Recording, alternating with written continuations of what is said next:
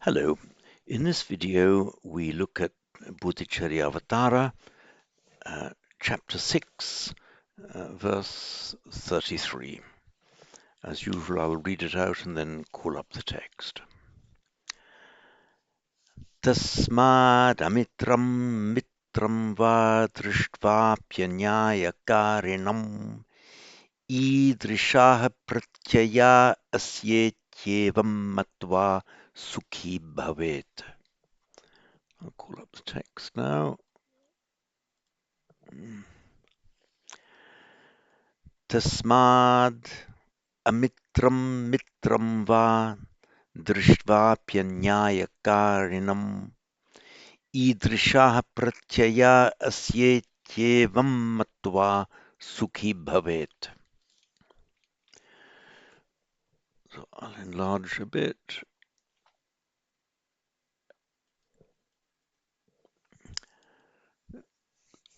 Tasmat, that's the ablative of tat, meaning that. Tasmat, literally from that, and so therefore.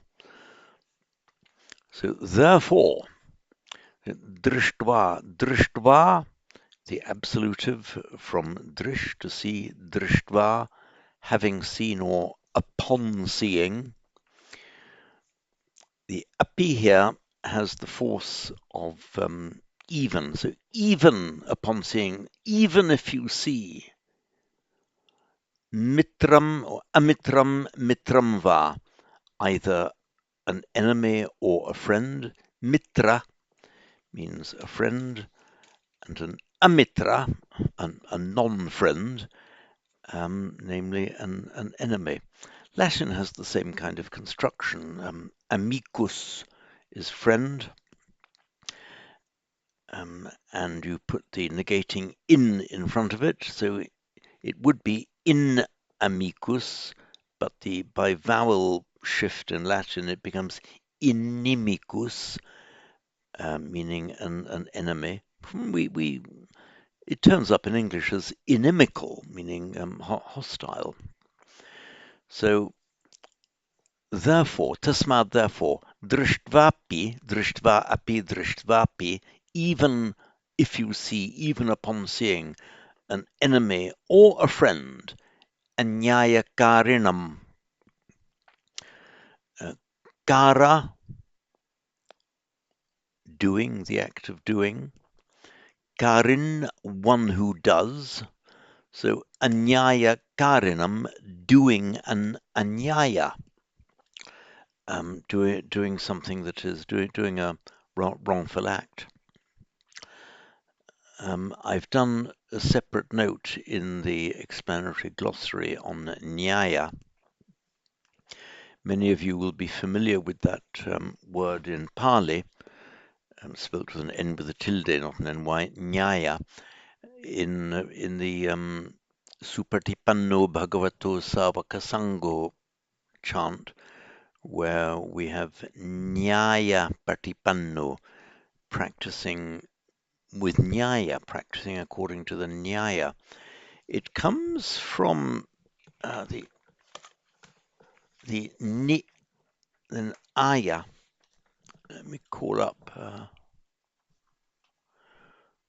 iPad for you. Here we are.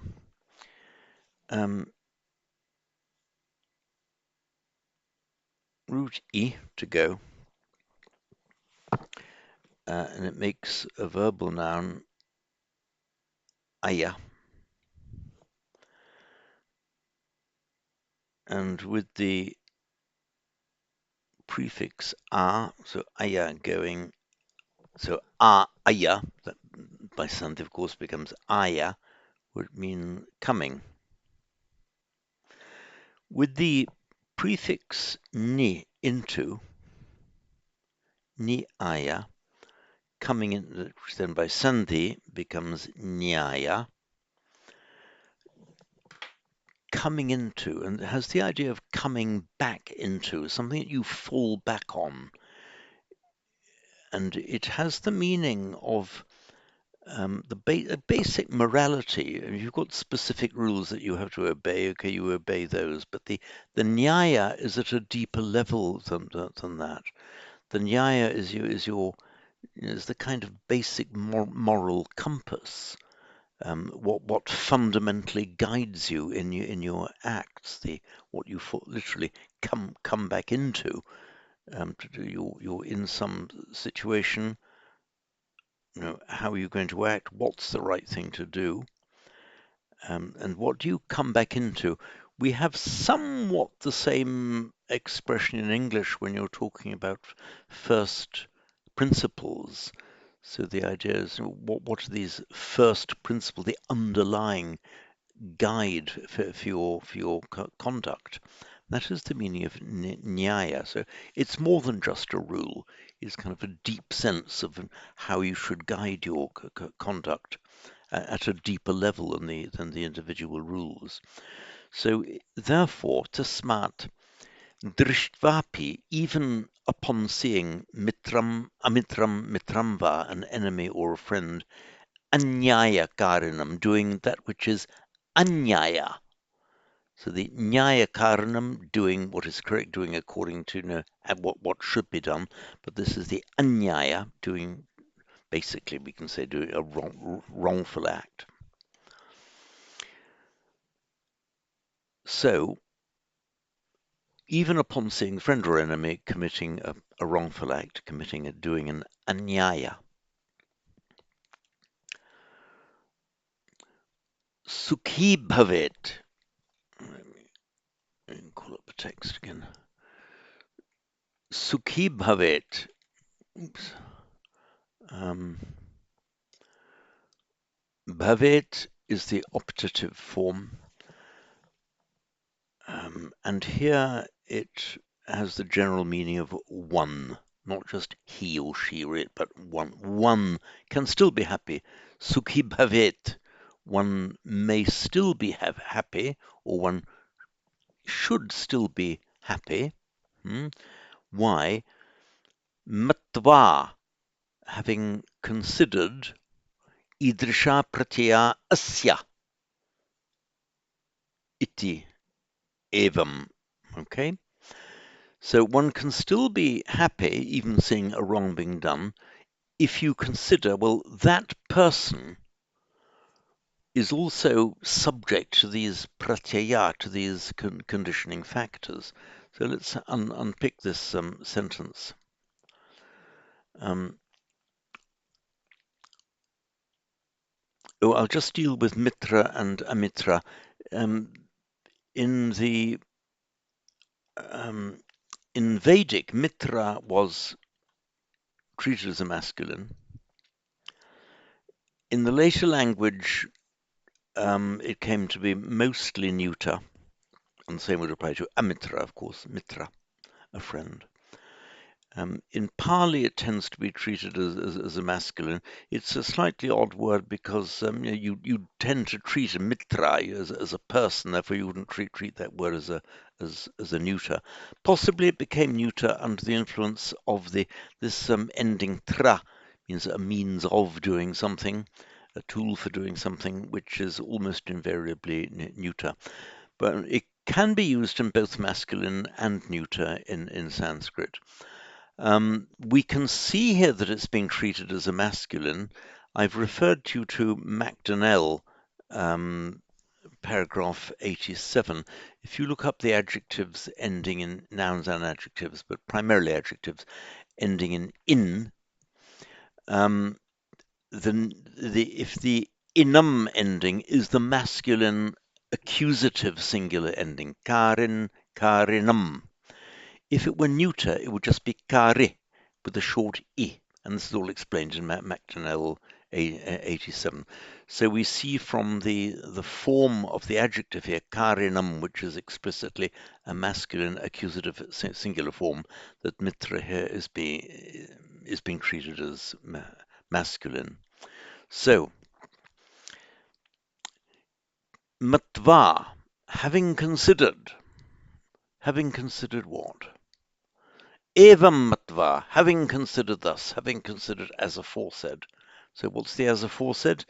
Idrisha pratyaya asya iti unquote. So idrisha, such, or such like this.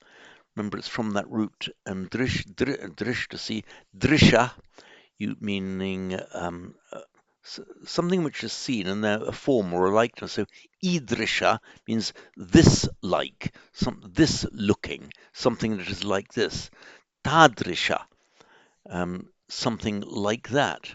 We also have, for example, madrisha, meaning like me.